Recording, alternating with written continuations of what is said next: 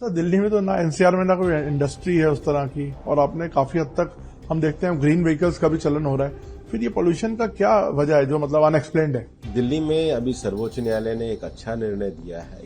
BS6 के पहले के जो व्हीकल हैं, जो कि पॉल्यूटेड व्हीकल हैं, उनका जो कोहेसिव प्रोटेक्शन का स्टे था वो विड्रॉ हुआ है। अभी पिछले ही दिनों निर्देश देके हमने स्मार्ट ट्रैफिकिंग पे जोर दिया है। सुबह 8 से 10 जिस समय धुंध और कोहरा ज्यादा हो रहा होता है, उस समय अगर एक साथ हजारों व्हीकल लाइन में खड़े रहेंगे तो उनका पॉल्यूशन तो होगा ही। दूसरा, दिल्ली केवल दिल्ली नहीं है, दिल्ली NCR रीजन। तो उस एयर शेड में लगभग 240 इंडस्ट्रियल एरिया है। तीसरा जो बड़ा विषय है वो डस्ट का है। एक बहुत बड़ी जो एक्टिविटी चलती है कंस्ट्रक्शन और डेमोलिशन की चलती है। जो बेस्ट प्रैक्टिसेस की आप बात कर रहे हैं, बेस्ट प्रैक्टिसेस फ्यूल, दुनिया में जो भी हुआ है मैं नाम देश के लेके बता सकता हूँ। फ्यूल, बेस्ट क्लीन फ्यूल, हमने 240 इंडस्ट्रियल एरिया में 226 में PNG गैस की सप्लाई कर। ये आपको लगता है इससे कितना AQI नीचे आ पाएगा अगले सीजन तक? इस सीजन की तुलना अगर आप देखेंगे तो AQI के दिन काफी बेहतर हुए। उसके लिए हमने ग्रैप का प्रोविजन किया है, पर ग्रैप के भी इस वर्ष के अनुभव से हम बेहतर कोऑर्डिनेशन के अगले बार के इम्प्लीमेंटेशन भी लेके आए।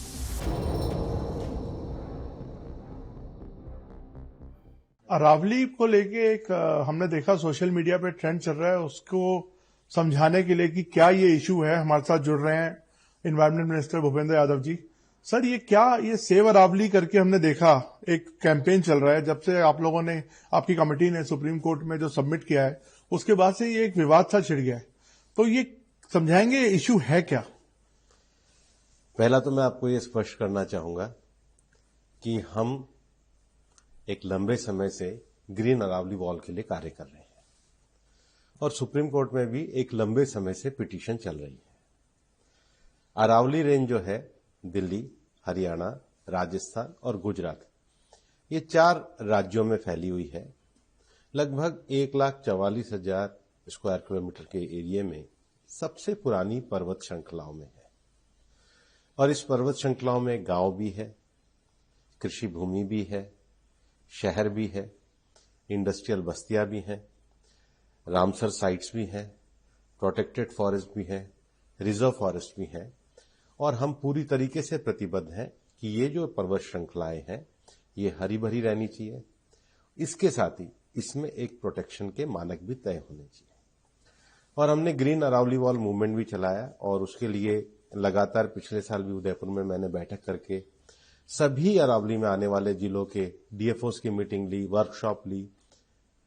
ये जो पिटीशन है ये सुप्रीम कोर्ट में एक लंबे समय से चल रही थी और सर्वोच्च न्यायालय के द्वारा कहा गया कि अरावली के क्षेत्र में जो अवैध खनन हो रही है, उस अवैध खनन को अगर ज्यादा सख्ती से रोकथाम करनी है तो एक स्टैंडर्ड डेफिनेशन होनी चाहिए जो सबको एक्सेप्ट हो।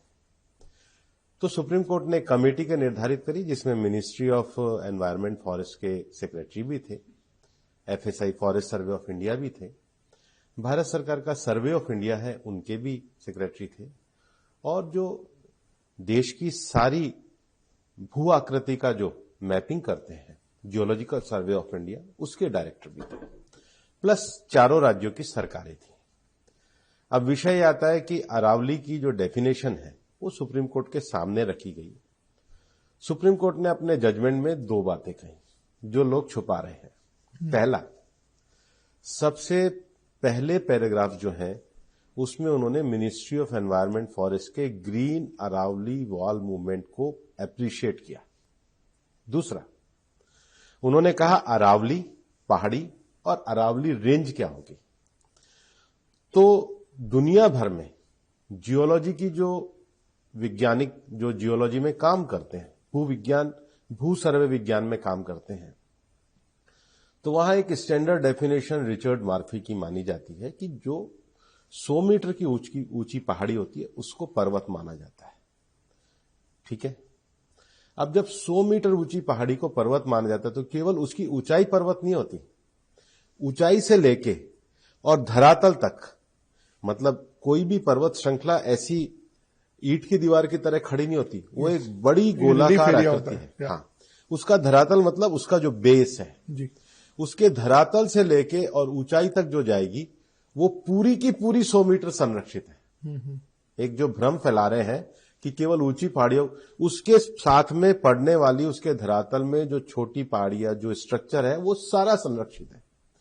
फिर एक पहाड़ी जो 100 मीटर की है और दूसरी पहाड़ी जो है उसके बीच में जो आधा किलोमीटर का क्षेत्र है, कितना, आधा किलोमीटर 500, उसमें जमीन है वो भी संरक्षित में आएगा, वो भी अरावली रेंज कहलाएगा। तो फिर भ्रम हुआ कहां पे? अब सुनो ना, तो 90% तो भाग संरक्षित है। दूसरा, अरावली में बहुत बड़ी संख्या में प्रोटेक्टेड फॉरेस्ट है, रिजर्व फॉरेस्ट है, वो भी पूरा इसमें संरक्षित है। फिर जो इको सेंसिटिव जोन है उसका जो 1 किलोमीटर का एरिया है वो भी संरक्षित है। इवन जो ड्राफ्ट इको जोन है उसमें भी सुप्रीम कोर्ट के रेगुलेशन के हिसाब से संरक्षण है। और इसके अलावा अरावली के क्षेत्र में बहुत सारी झीलें भी हैं और कुछ झीलें ऐसी हैं जो हमारी रामसर साइट्स भी है। अब जैसे गुड़गांव में सुल्तानपुर की झील है, अलवर में सरिस्का की झील है, उदयपुर को रामसर साइट्स में पूरा लेक सिटी ही बनाया गया, उसके भी 500 मीटर तक के एरिया जो है संरक्षित क्षेत्र में है। तो इस हिसाब से अरावली में एक एक्टिविटी जो माइनिंग एक्टिविटी भी है वो मैं आपको कह रहा हूं 0.19%, 1% से भी कम एरिया में ही माइनिंग हो पाएगी। और वहां भी माइन को कोई खोला नहीं है, वहां भी कहा गया है कि इसका एक मैनेजमेंट साइंटिफिक प्लान बनाया जाए और अगर कोई नई स्वीकृति भी आती है तो उस नई स्वीकृति को आईसीएफआरई से पहले अनुमति ली जाए। तो ये प्रोसेस को स्ट्रिक्ट किया। अरावली की जो मेन समस्या है वो अवैध खनन की है। अवैध खनन को रोकने के लिए ये जो डेफिनेशन दी गई है सर्वोच्च न्यायालय के द्वारा दी गई है और आज भी रिव्यू सर्वोच्च न्यायालय के सामने है। तो जो ये डेफिनेशन है ये न्यायालय की बनाई हुई जो कमेटी है जिसमें zoological survey of India, forest survey of India, ministry of environment, forest और उसके साथ ही साथ चारों राज्यों ने मिलकर के इसको तय किया है। ये भारत की सबसे ऊंची और प्राचीन पर्वत श्रृंखला है, बल्कि दिल्ली भी इसी में है। एक भ्रम और फैलाया जा रहा है कि जी दिल्ली में तो माइनिंग ही अलाउ नहीं है, फरीदाबाद में माइनिंग ही अलाउ नहीं है, गुड़गांव में माइनिंग ही अलाउ नहीं है, नूह का भी मुझे नहीं लगता कोई बहुत थोड़ा सा इलाका होगा, इसके बाद रेवाड़ी में थोड़ी सी माइनिंग अलाउ है और हरियाणा में महेंद्रगढ़ में है। फिर अलवर में तो बहुत बड़ा एरिया सरिस्का का एरिया आता है, फिर जयपुर में जमुआ रामगढ़ का बहुत बड़ा एरिया आता है। अजमेर में भी अगर आप आगे जाओगे तो अजमेर में भी जो झील है, मतलब पुष्कर झील है, आना सागर झील है, फाई सागर झील है, सांबर लेक है। तो ये तो पूरा अरावली का जोन है। मैं इसकी जो टोपोग्राफी है इसकी जो, और नीचे जो गुजरात में बनासकांठा साबरकांठा तक ये जो रेंज आती है पूरी की पूरी संरक्षण में है। और ये जो व्यापक डेफिनेशन होने से, अब स्ट्रिक्ट प्रोविजन होने से 90% भाग तो पूरी तरीके से सुरक्षित है। ये 100 मीटर वाला जो आपने मामला बताया है, ये इसमें भ्रम क्या फैलाया जा रहा है कि ऊपर से और नीचे से? वो कह रहा है कि बहुत टेक्निकल है, इसको थोड़ा सा अगर आप बारीकी टेक्निकल नहीं है, मैं बहुत स्पष्ट कर रहा हूं। 100 मीटर का अर्थ है पर्वत शिखर से लेके और नीचे धरातल तक, पर्वत शिखर से लेके नीचे धरातल तक, और धरातल तक जहां उसका स्थायी भाग आएगा। तो धरातल में वो पूरा ऐसा नीचे पर्वत एक गोलाकार अंडाकार श्रेणी में उसकी जो सब टहनियां होंगी, जैसे कोई पेड़ है, पेड़ ऊपर 25 मीटर का है लेकिन उसकी जो नीचे जड़े जहां तक है, जहां तक उसका है वो पूरा सर, एक्टिविस्ट को कहना है कि इसमें कोई ग्रे एरिया है। कोई ग्रे एरिया नहीं। अगर ग्रे एरिया है तो न्यायालय में मामला है, वहां जाकर प्रतिपादित कर दीजिए। आप आज भी सर्वोच्च न्यायालय में ही विषय है जी, अगर है तो बता दीजिए भाई। आप लोगों में भ्रम क्यों फैला रहे हैं, आप लोगों में झूठ क्यों फैला रहे हैं? और ये तो हुई पर्वत, ये आइडेंटिटी पर्वत एक से और दूसरी श्रृंखला के बीच में 500 मीटर, उसमें इवन जमीन का भाग 500 मीटर क्षेत्र में आने वाला भूभाग, तो ये पूरा एक संरक्षण के। और फिर अभी तक क्या था, अरावली के क्षेत्र में डेफिनेशन के अभाव में जो खनन स्वीकृति थी उसमें दाएं बाएं होते थे। मैं आपको अभी भी कह रहा हूं 58% भाग जो है वो तो खेती है, फिर हमारे नगर है, हमारे ग्राम है, हमारी ढाणियां है, फिर उसके साथ हमारा प्रोटेक्टेड एरिया, लगभग 20% तो प्रोटेक्टेड एरिया जिसमें तो आप कर ही नहीं सकते, चाहे वो जमीन हो, छोटी पहाड़ी हो, बड़ी पहाड़ी हो, कर ही नहीं सकते। रामसर साइट्स है। तो ये पूरा प्रोटेक्शन मेजरमेंट जो किया है उसको पूरा एक विशेषज्ञों सर की एज अ समिति के एनवायरमेंट द्वारा मिनिस्टर आप ये बता रहे हैं, ये गारंटी दे रहे हैं कि कोई भी नई माइनिंग अब आपकी जो नई डेफिनेशन है उसके बाद नहीं हो सकती। नई माइनिंग सुप्रीम कोर्ट का जो प्लान है, साइंटिफिक प्लान, पहले साइंटिफिक प्लान होगा, आईसीएफआर होगी, उसके बाद सोचा जाएगा। पर मैं बिल्कुल स्पष्ट रूप से बता रहा हूं 0.19% से ज्यादा में हो ही नहीं पाएगा। पर सर स्कोप तो खुल गया ना, लेकिन जैसे पहले जो नई माइनिंग का स्कोप नहीं था, वो प्रोटेक्टेड एरिया ही था सारा। इस पहले चल ही रही है, इसी के आधार पे परमिशन दी जा रही है। ओके, ये इसी के आधार पे परमिशन दी जा रही थी। ये जो आधार है, ये बेस ये 2006 से, पर वहां क्या था, एनोमली थी। हर राज्य में अलग अलग एनोमली थी और इलीगल माइनिंग थी।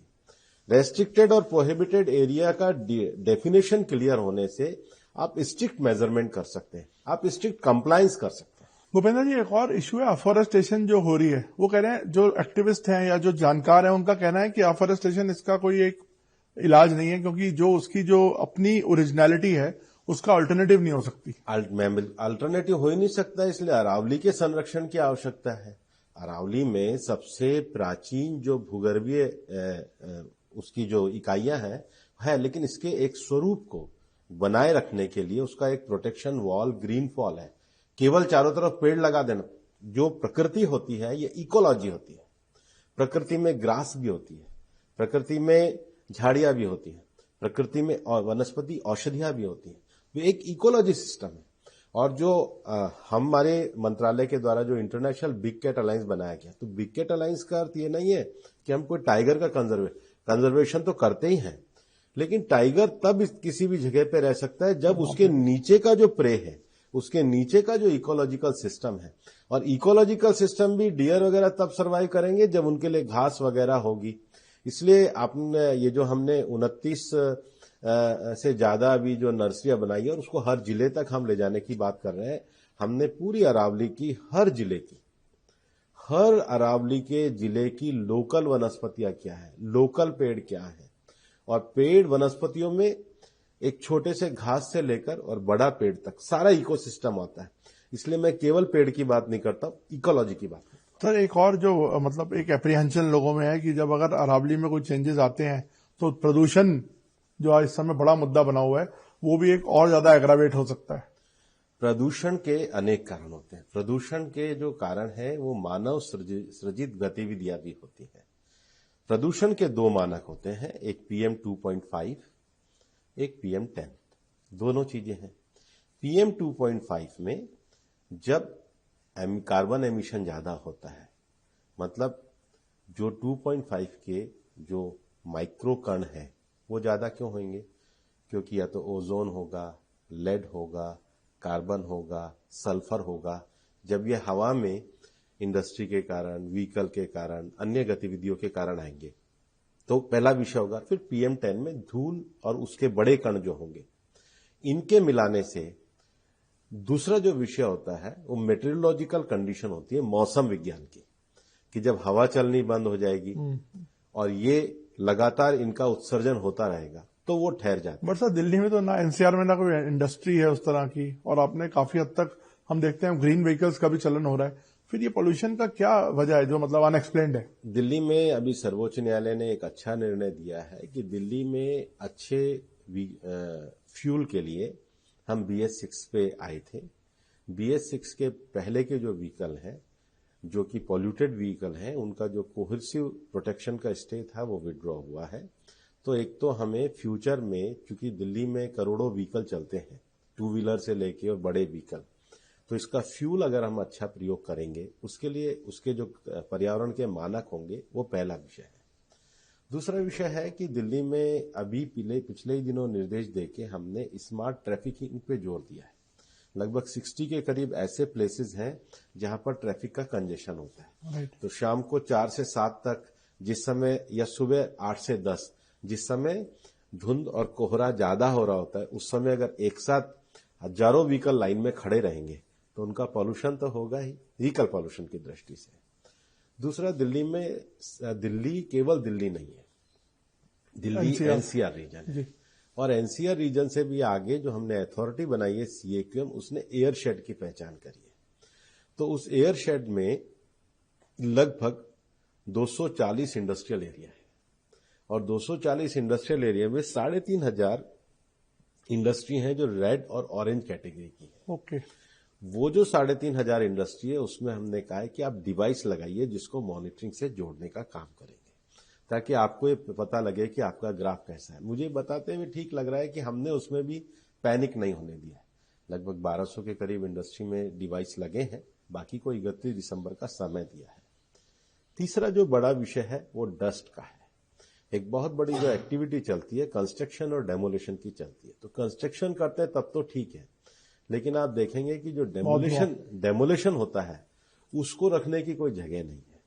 तो हमने सीएनडी के रूल्स भी करे हैं, और अभी मैंने गाजियाबाद, नोएडा, फरीदाबाद, गुड़गांव, सोनीपत, एनडीएमसी और एमसीडी, इन 7 अथॉरिटी की अभी पिछले ही हफ्ते अलग अलग मीटिंग ली है, और सबको कहा है कि भाई आप 2026 का 1 जनवरी से लेकर दिसंबर तक का अपना प्लान बनाइए कि हम सीएनडी वेस्ट में ये करेंगे, हम जो गड्ढे खुदे हुए उनके लिए ये करेंगे, एंड टू एंड पेवमेंट के लिए ये करेंगे, ग्रीनिंग के लिए हम क्या करेंगे।